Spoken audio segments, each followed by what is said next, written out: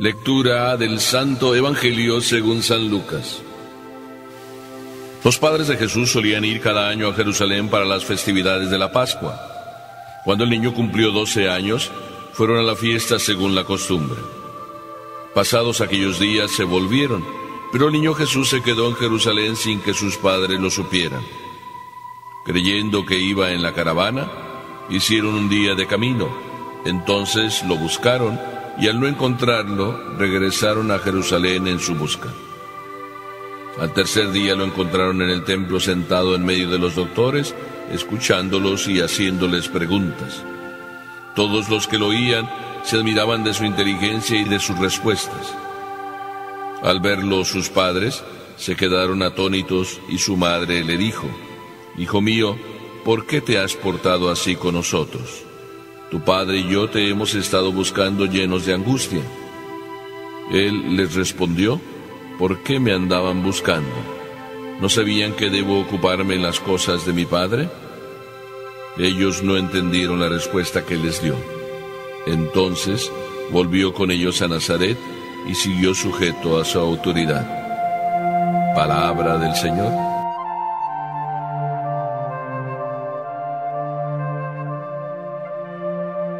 De tal palo, tal astilla.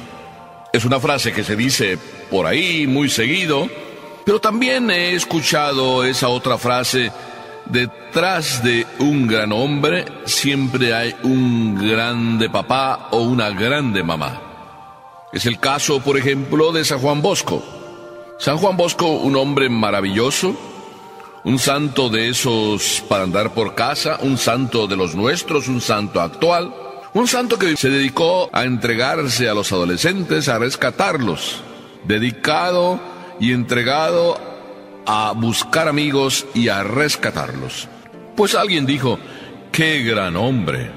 Y otro respondió: detrás de este gran hombre hay una grande mujer. Esa era Mamá Margarita. Detrás de un hombre también hay un grande papá. Ese es el caso de Jesús. Detrás de él una grande mamá, la Virgen María, y detrás de él un grande papá, San José, a quien hoy estamos celebrando. Grandes papás, porque el Evangelio de hoy así nos lo dice. San Lucas es siempre así, nada más dice las cosas como que no las quiere decir, pero las dice. Y dice que los papás no solo eran unos grandes cumplidores de la ley, sino además unos grandes testigos. Lo que el mundo de hoy necesita. No solo unos cumplidores, no solo unos maestros que enseñan, sino aparte unos testigos que viven lo que enseñan. Eso eran María y José, que cada año por el tiempo de la Pascua se acercaban desde su hogar hasta Jerusalén. Unos 200 kilómetros, así por redondear. 200 kilómetros nos parecen que no son muchos en el día de hoy, pero en aquel tiempo los recorridos eran así en caravanas para protegerse unos a otros y eran a pie. Estos son José, María y Jesús. Todos los años no se perdía ninguna solemnidad de la Pascua vivida en Jerusalén como unos buenos cumplidores de la voluntad de Dios. Hoy diríamos como unos buenos cristianos. Qué hermoso contemplar una familia así, que no solo vive, sino hace vivir. Sí, se alimenta de Dios, se alimenta de la palabra de Dios, se alimenta de ir y festejar y hacer la experiencia de Dios en la propia Jerusalén. Por eso, qué hermoso vivir y tener unos papás así. Me encanta que Jesús los tuviera, y me encanta que Jesús nos los haya dejado como nuestros papás, no solo papás adoptivos, sino nuestros papás en la fe, María y José. Pero resulta que no solo eran cumplidores, no solo eran testigos, sino además, dice el Evangelio, ahora nos referimos a Jesús, que Jesús resulta que hace su primera escapadita. Ya hace de las suyas Jesús. Y sin embargo, la maravilla que vemos hacer a Jesús es que a sus 12 años, también él se mete en su clase de religión, vamos a decir así, a profundizar su fe. Es decir, no es simplemente uno que eso en el ambiente, por tradición, va viviendo su fe. Él va a frecuentar la escuela donde los maestros ahí en Jerusalén enseñaban. Se mete en la escuela de ellos siendo un jovencito de 12 años. Y no solo se pone a escuchar, se pone a preguntar. Y en eso que escucha y en eso que pregunta, los pone a prueba a los mismos maestros. ¿Cuántas veces los discípulos, y eso aprendamos nosotros también, son mejores que sus maestros? ¿Cuántas veces los discípulos ponen al maestro en jaque? Le sacan los colores, como los hijos sacan los colores a los papás. Este discípulo no era como los demás. Era Jesús. No era simplemente el hijo de José o el hijo de María. Era un superdiscípulo, el Hijo de Dios. Ellos no lo sabían, pero sin embargo, sí estaban atónitos y sorprendidos ante las preguntas, también ante las respuestas que él daba. ¿Una escapada? ¿Así lo podemos pensar? ¿Una travesura de Jesús? ¿O más bien un momento en que él se siente seguro de estar haciendo lo que Papá Dios le pide? ¿Se siente seguro de estar en la escuela, no solo aprendiendo, sino también enseñando con su ejemplo?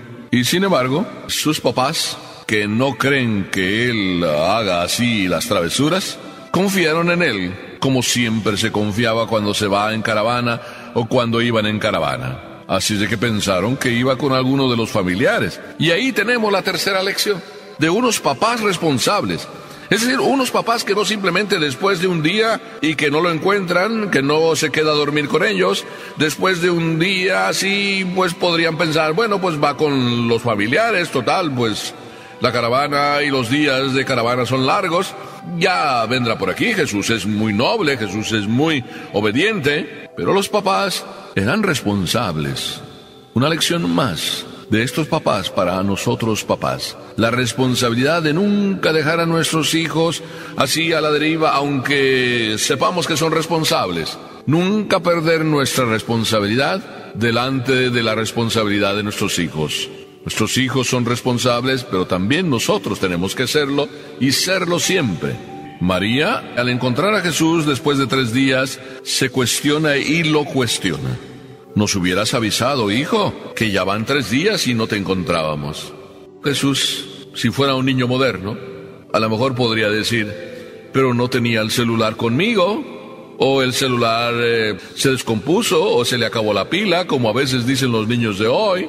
Jesús era un niño de aquel tiempo.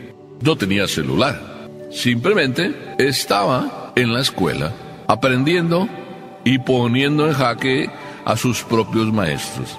Estaba haciendo lo que le tocaba hacer, obedecer. Si los papás lo llevaban a Jerusalén para vivir, y no solo vivir, sino experimentar y hacer la experiencia de Dios, él estaba en los caminos de su Padre, no solo aprendiendo, sino enseñando también la experiencia que él tenía de su Padre, la experiencia de Dios.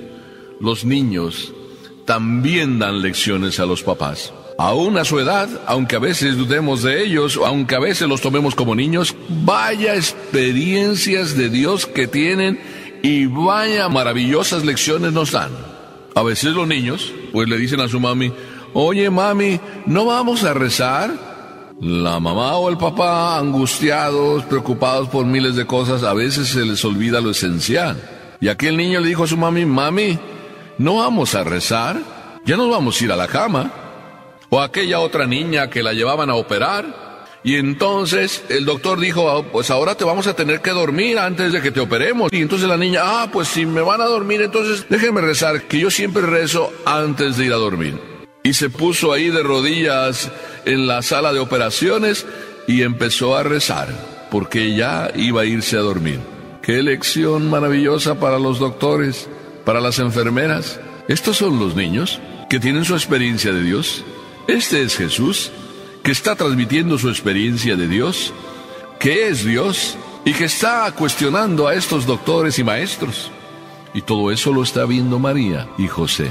Y José y María, atónitos, admirados, sorprendidos.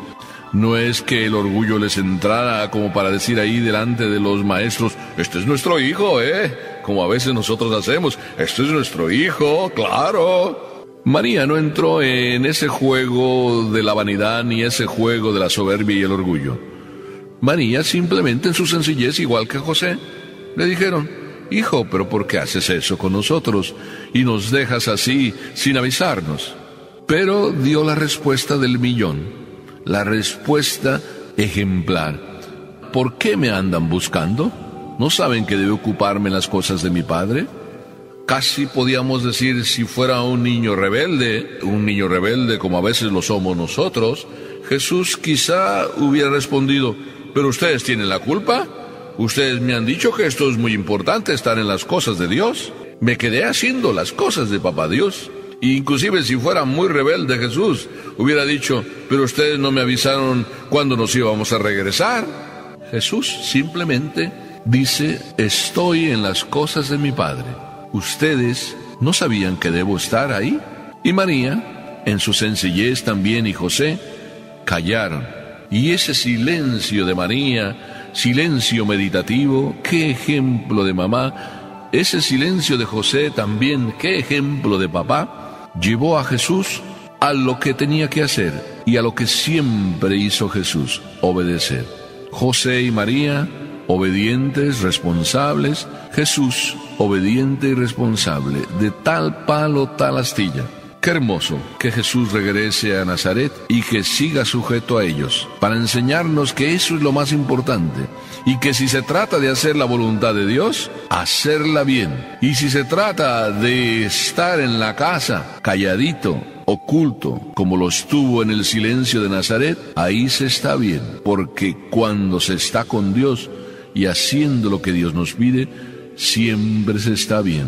Y ahí Nazaret volvió, y como dice el Evangelio, estaba sujeto. Pero ahí en Nazaret no solo había un ejemplo de obediencia, sino había un ejemplo de verdadera experiencia de Dios. Lección para nosotros: nada de rebeldía, al contrario. En el amor lo mejor es obedecer. En el amor a Dios lo mejor es ser humilde. En el amor a Dios de un José, papá maravilloso, y de una María, mamá maravillosa, en ese camino de obediencia nace un Jesús también lleno de obediencia. Que los que así vivamos en Dios siempre nos enriquezca el obedecer y nos parezcamos más a Jesús, a María y a José.